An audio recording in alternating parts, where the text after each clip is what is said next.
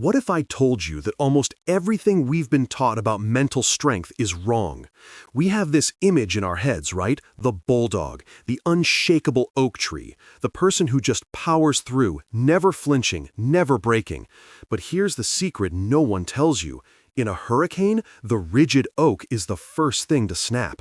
It's the bamboo, the one that knows how to bend, that survives the storm. True mental strength isn't about being unbreakable, it's about being anti-fragile. It's not about avoiding pain, it's about learning how to use it as fuel. This isn't another video telling you to just be tougher. This is a new, science-backed guide to building a mind that is flexible, resilient, and genuinely powerful. Over the next few minutes, we are going to explore 3 pillars to rewire your mind. How to build a brain that literally grows from challenges. How to master your emotions with ancient wisdom. And how to take small actions that create unstoppable momentum. So if you're ready to stop trying to be an oak tree and start becoming the bamboo, let's dive in. Pillar 1. The growth mindset. How to physically rewire your brain. Before we can build anything, we have to believe the materials can change. For decades, we thought our brain was basically fixed by early adulthood. We thought, this is just who I am. That idea is fundamentally wrong.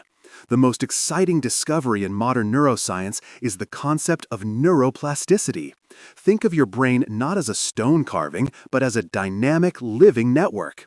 Every time you face a challenge, learn a new skill, or even just think a different thought, you are physically reshaping that network. You are forging new neural pathways. You're not just changing your mind, you are literally changing your brain. Once you truly understand this, the entire game changes. Every difficulty, every awkward conversation, every frustrating setback is no longer a threat.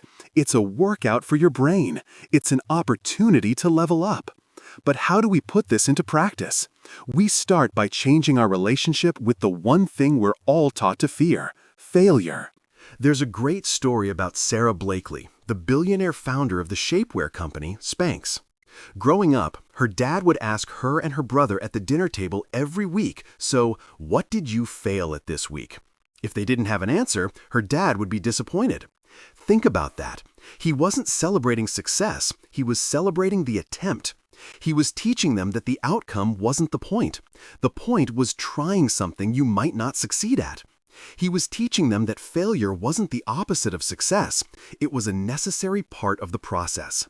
So here's a practical exercise for you. It's called the failure resume. Sometime this week, take out a piece of paper and write down 3 of your biggest failures.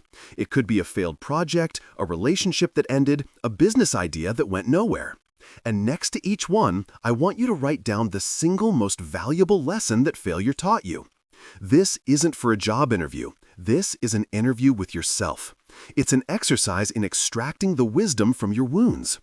Because a growth mindset understands that your setbacks can become your greatest assets, if you have the courage to learn from them.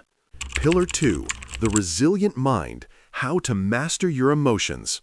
Okay, so you've embraced the fact that you can change your brain, but what happens when life hits you? When you get that stressful email, when someone cuts you off in traffic, when you feel that wave of anxiety rising in your chest? This is where we need a system for emotional regulation, and the most powerful system ever designed comes from the ancient Stoic philosophers. They taught that the key to a peaceful life wasn't changing the world around you, but changing your response to it. Their most powerful idea is the dichotomy of control. It's simple. In any situation, divide everything into 2 categories: things you can control and things you can't. You can't control the weather, the economy, or what other people think of you. You can control your thoughts, your actions, and your attitude. A resilient mind focuses 100% of its energy on the things it can control. Everything else is a waste of precious energy. Here's a metaphor to make this real. Are you a thermometer or a thermostat? A thermometer is completely reactive. Its internal state is determined by the temperature of the room. If the room is hot and chaotic, the thermometer reflects that. It is a victim of its environment. A thermostat, on the other hand, sets the environment. It decides what the temperature will be, regardless of the conditions outside. It has an internal standard, and it works to bring the room into alignment with it. Most people live their lives as emotional thermometers, reacting to every bit of drama, every slight, every piece of bad news. The goal is to become the thermostat of your own mind. And if this idea is resonating with you, if you're tired of being a thermometer, do me a favor and hit the like button. It's a simple way to cast a vote for a more compassionate and empowering conversation about mental strength. So, how do we practically become a thermostat? We start with our breath. When you feel that rush of anger or panic, your body is flooded with the stress hormone cortisol. Your breathing becomes shallow, your heart rate spikes. The simplest way to regain control is a technique used by everyone from Navy SEALs to top surgeons. It's called box breathing. It's incredibly simple. You breathe in for 4 seconds, you hold for 4 seconds, you breathe out for 4 seconds, you hold for 4 seconds. That's it. Repeat that 4 or 5 times. That pause, that simple act of intentional breathing, sends a signal from your body back to your brain that you are safe, that you are in control. It creates a tiny space between the trigger and your response, and in that space lies your power. It's where the thermometer becomes a thermostat. Pillar 3. The Anti-Fragile Body. How to build strength through action. We've worked on our mindset and our emotional regulation. The final pillar is about action. It's about building strength through doing. This is where we embrace the concept of being anti-fragile. The word was coined by the author Nassim Taleb. Something that is resilient, like a coffee mug, resists shocks and stays the same. Something that is fragile, like a wine glass, breaks under stress. But something that is anti-fragile doesn't just resist stress, it gets stronger from it. Your muscles are anti-fragile. You stress them at the gym and they grow back stronger. Your immune system is anti-fragile. It encounters a virus and it learns, building antibodies to become more robust. Your mind and your nervous system work the exact same way. We need to give ourselves small, controlled doses of stress to build our capacity to handle the uncontrolled chaos of the real world. This is why habits like taking cold showers or pushing yourself in a workout are so powerful. A 30-second cold shower isn't about punishing yourself. It's a voluntary, controlled dose of discomfort. You are teaching your nervous system on a cellular level how to handle a shock without panicking. You are training your body to stay calm when it wants to freak out. It is practice for life. But the biggest killer of progress isn't a lack of desire. It's the feeling of being overwhelmed. We think, I need to meditate for 30 minutes, or I have to work out for an hour. And because it feels too big, we do nothing. This is where we use one of the most effective techniques for building discipline, the 2-minute rule. Whatever new habit you want to build, scale it down to something that takes less than 2 minutes to do. Read a book every day becomes read 1 page. Go to the gym 3 times a week becomes put on your workout clothes.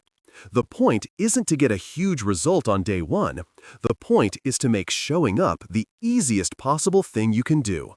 Motivation is a wave. It comes and goes. Discipline is the habit of showing up even when you don't feel like it. The 2-minute rule is your training ground for discipline. It builds momentum, and momentum is what creates transformation. So, let's bring it all together. True mental strength isn't the rigid, unbending strength of the oak tree. It's the flexible, resilient, anti-fragile strength of the bamboo. It's built on 3 pillars. The growth mindset that knows your brain can and will change. The resilient mind acts as a thermostat, controlling its own state regardless of the chaos outside. And the anti-fragile body that takes small, consistent actions to get stronger from stress. It's a strength that combines toughness with flexibility, discipline with self-compassion. And now it's your turn to act. I want to challenge you, not to change your whole life tomorrow, but to take one small step. This is the 7-Day Mind Strength Challenge. For the next 7 days, I want you to pick just one of the tools we talked about. Maybe it's the 2-minute rule for a new habit. Maybe it's 5 rounds of box breathing when you feel stressed. Or maybe it's writing your failure resume. Pick just one. And in the comments below, tell me which one you're choosing. Let's make a public commitment and support each other. If you're ready to continue this journey, hit subscribe and join a community dedicated to getting stronger together. Thank you for your time and your energy. Stay strong and stay flexible.